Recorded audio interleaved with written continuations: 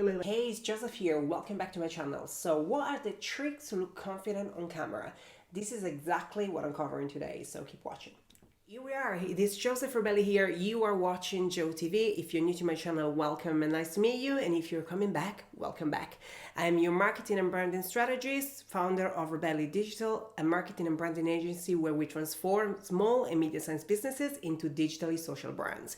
If you're looking for tips, tricks, and hacks about social media marketing and personal branding, you are in the right place. So hit that subscribe button, turn on the bell so you get notified each and every time I upload a new video.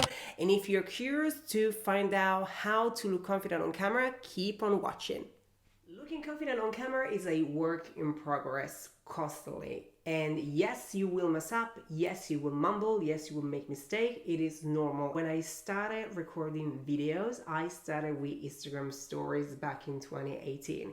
And one of my biggest fear was the fact that I am not native English speaker. So I wasn't really comfortable of speaking in English in front of an audience. Doesn't matter if the audience wasn't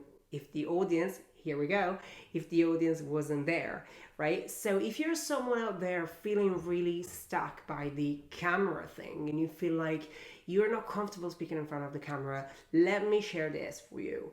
It is not normal to speak in front of a lens. It is really awkward. It doesn't feel right. We are humans. We actually are made to socialize with other humans, right? So when you speak in front of a phone or in front of a camera, it just doesn't come natural to you. So it will take time for you to adjust.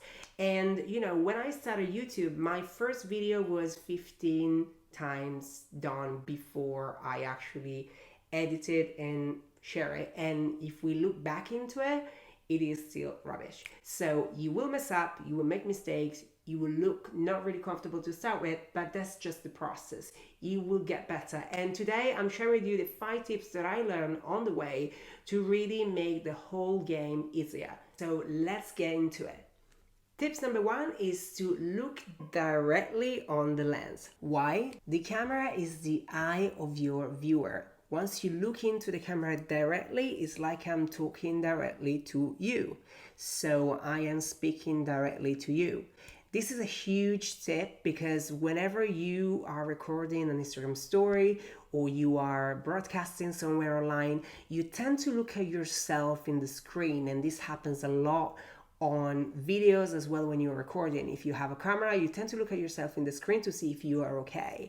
And once you record that, it looks really strange on camera. And I actually do this mistake very often because I might look into the tripod that I'm recording or something, and it just looks really strange. So it takes time, and you will master it no matter what if you practice. Tip number 2 is to speak only to one person. Why? Once you go live broadcasting on Facebook, Skype, whatever it is, or you doing Instagram stories, what is the tendency to do on social media is to say, hey everybody, happy Friday, I really hope everyone's having a great day.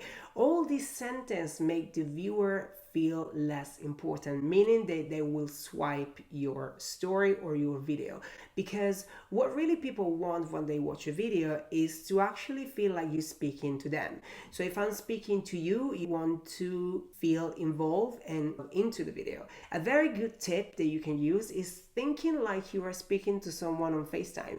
If you're calling your mom or you're calling your best friend, you wouldn't say, hey everybody, you will say, hey, the name of the person. If you're on a video call, you are speaking to one person, and your approach to that person is different on camera as well. So that's a very, very good trick to start speaking to only one individual. Tips number 3 is to start filming yourself for a set period of time and start looking at your body language and the way you appear on camera. Now, this trick is super important because once you are on camera, you are the mirror of the person who is watching. If you feel awkward, they feel awkward. If you feel strange, they feel strange. So doing this little exercise where you film yourself for 7 days, 2 minutes a day, and you talk about something that matters to you. You do like a little video where you are introducing your product or your service, or you're introducing yourself, and start to look at this video daily. And once you watch that video, what you can do is taking notes about your body language. You can see if you're doing any weird thing. For example, what I tend to do is look randomly left and right, and I noticed that once I started looking at my videos back, or you can see that you do weird faces. Now, once you do this exercise, you have the tendency to get really hypercritical about yourself. Give yourself a break. You don't have to be perfect. Nobody wants you to be perfect. Another big mistake that I did when I started was to really look super dressed up on every video. I was wearing a suit all the time because I wanted to look professional. And what I realized during lockdown is that it felt really awkward for me to wear a suit while I was at home. So I started to record myself in different outfits. I was very casual and I was wearing what made me feel comfortable. As a mirror effect, you will feel comfortable as well. You don't want to be hypercritical. You want to just point out things that might be an issue for the delivery of the message that you're trying to send. Point number 4, structure the video to be about the viewer and not about you. Now, this might sound really silly, but whenever you are watching something online, you kind of want to know what's in there for you.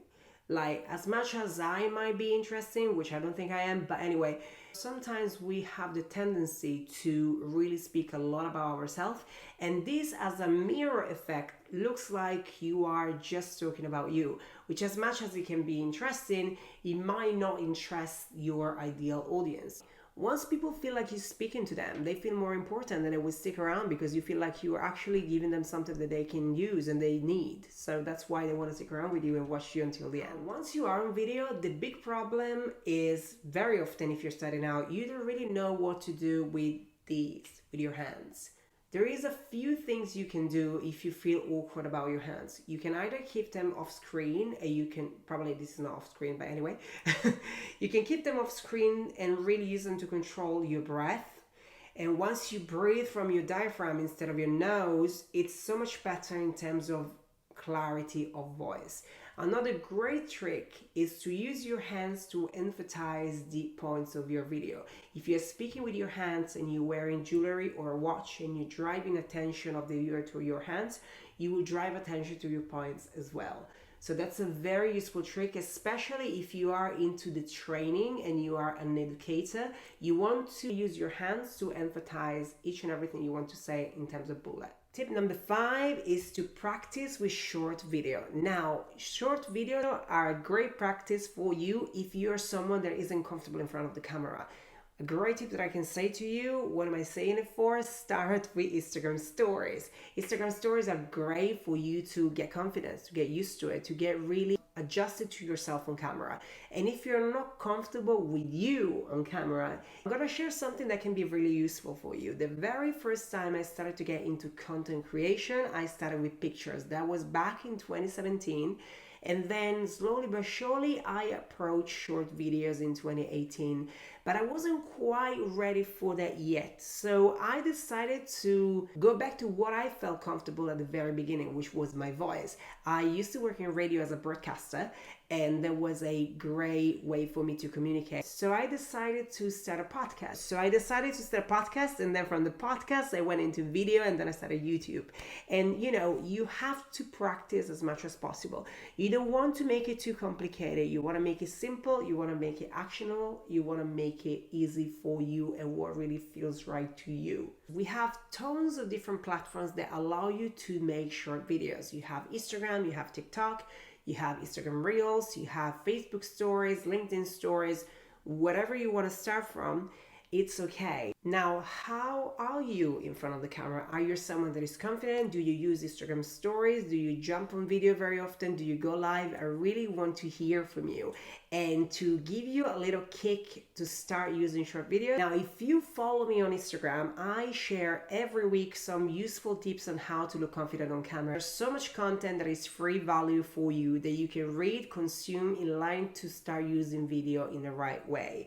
And I also will leave you on the info box below the guide that I created for Instagram Reels, where I give you topics to use on Reels and I share how to use them in the right way. There is also an Instagram Reels video for business right here that you can check out, so make sure you do so after this.